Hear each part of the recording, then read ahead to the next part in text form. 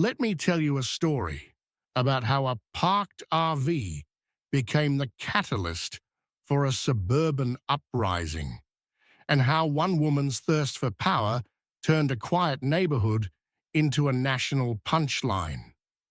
Spoiler alert, I didn't just survive the chaos, I parked right through it. It all started when I got home from a grueling 3-day drive back from a federal land restoration summit. I'm Jake Mercer, Director of Regional Operations for the Bureau of Environmental Preservation. Yeah, it sounds fancy, but all it really means is I spend my days fighting wildfires, restoring wetlands, and managing people who think the Grand Canyon is just a really big crack. So picture this. I roll up to my house in my personal RV, custom-built, eco-outfitted, totally street-legal, and the first thing I see slapped across the windshield is a neon orange violation notice. Improper vehicle residency, code 12B.1. Translation: someone accused me of camping in my own driveway. At first, I thought it was a prank. I hadn't even stepped inside the RV yet. The blinds were closed. It wasn't plugged in. I had literally just parked it to unload and surprise my wife. But then I saw the signature on the notice. Marlene Bishop, President of the Elmridge Meadows HOA. If that name sounds like it belongs to someone who irons her grocery list and trims her hedges with a protractor, it's because it does. See, Marlene wasn't just the HOA president. She was a retired zoning inspector with a clipboard addiction and an agenda.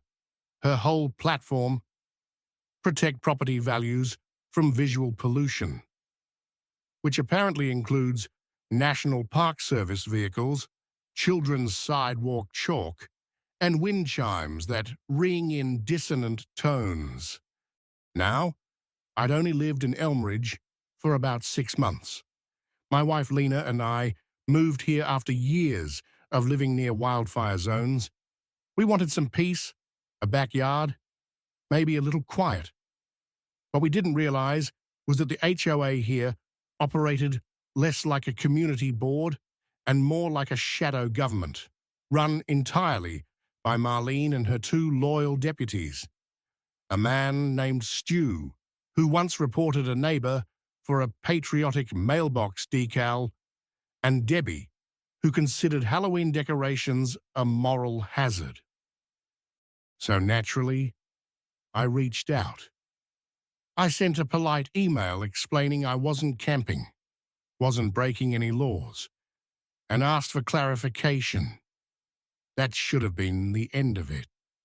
But this is Elmridge Meadows, and Marlene doesn't do reasonable. The next day, I received a formal summons to the HOA compliance hearing. Yep, a hearing over a parked RV. I showed up expecting a brief conversation. Instead, I walked into what looked like a courtroom designed by Pinterest. Marlene sat at the head of a folding table with the projector screen behind her, which read, "Protecting our streets, combating domestic camping culture." And right there on the next slide was a grainy photo of my RV, zoomed in like it was surveillance footage from a crime documentary. "This," she said dramatically, "represents the erosion of order." I tried to speak, but she waved her hand. "Mr. Mercer," she said, "no one is above the aesthetics agreement." I left that room stunned. My wife? She was thrilled. "This is better than Netflix," she said, pouring popcorn into a bowl. What followed can only be described as a full-scale suburban Cold War. Marlene wasn't content with fines. She sent a drone. a real buzzing drone that hovered outside our second-floor window, filming the driveway. Then came the daily emails, photos of my RV with timestamps asking, "Can you confirm no one entered the vehicle last night?" It was madness, but it wasn't just about an RV. Not really. See, Marlene had bigger plans. According to one of her neighbors, shout out to Harold, retired civil engineer and neighborhood gossip, Marlene was preparing to run for city council, and she needed a platform. Cracking down on rural infiltration and vehicle squatters was her headline. She didn't see me as a neighbor. She saw me as her ticket to power. So I decided to play the long game. I filed a FOIA request with the city, asking for every HOA complaint filed in the past 24 months. What I got back was 147 pages of petty tyranny. Over 24 complaints about me, all filed under fake names, but the same IP address. You guessed it, Marlene's. Better yet, some of the surveillance photos she'd submitted had altered timestamps. She wasn't just obsessed, she was manufacturing evidence. Now, I could have gone public then, but I waited. Because I knew she had something big planned. And oh, she did. 2 weeks later, she hosted a community safety assembly in the HOA clubhouse. Balloons. A tray of questionable cheese cubes. A banner that read, "Secure our streets." It was her campaign launch, thinly disguised as an emergency meeting. She gave a full slideshow about urban encampment trends, and once again, bam, my RV, center stage. She called it Stationary Threat Alpha. Then, mid-speech, a reporter from the local news, God bless small-town journalism, raised her hand. "Ms. Bishop," she asked, "are you aware of the recent records showing you filed complaints under aliases and manipulated timestamps?" You could hear the air leave the room. Marlene stammered, "That's misinformation." The reporter kept going. "Are you denying that you filed multiple reports, submitted altered evidence, and contacted federal departments under false pretenses?" That's when I stood up, in the back of the room, holding a mug of coffee and wearing my agency polo. "Hi, Marlene," I said. "Lovely rally." It was chaos. Her campaign manager quietly packed up the clipboard display. Stu dropped his complimentary "Protect Elmridge" sticker. By the next morning, Marlene's signs were gone from every lawn.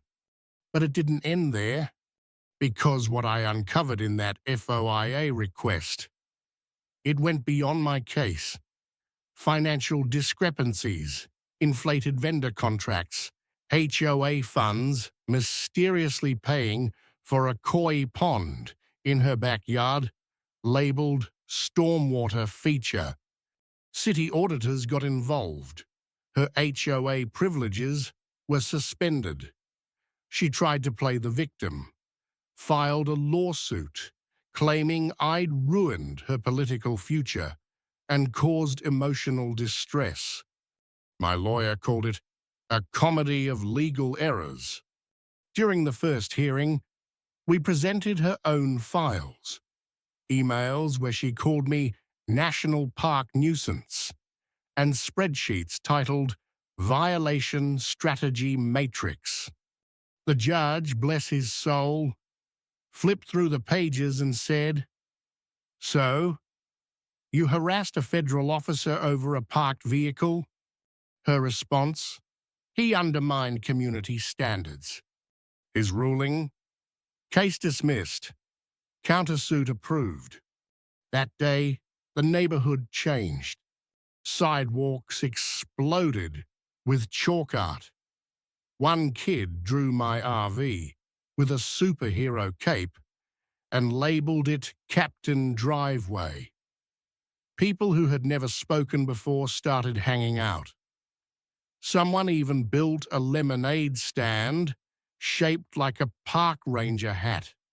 We rewrote the HOA charter, cancelled every ridiculous bylaw Marlene ever pushed through, especially the one banning flamingos.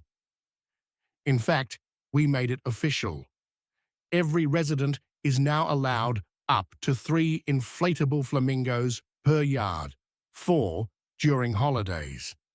The RV, it never left. We use it now as a movie screen for neighborhood nights. First film, RV, starring Robin Williams. We added subtitles, dedicated to those who tried to find joy out of our lives.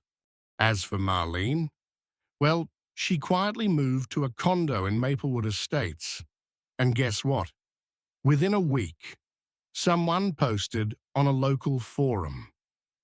New resident reports curtain colors and measures mailbox height. Says she used to run an HOA. Attached was a blurry photo of her with a clipboard. Again, you really can't make this stuff up. So what do you think? Have you ever dealt with a power-hungry HOA? A neighbor who thought they were the sheriff of suburbia? Drop your story or opinion in the comments. I need to hear it. Let's talk lawn signs, flamingos, and the true price of petty control.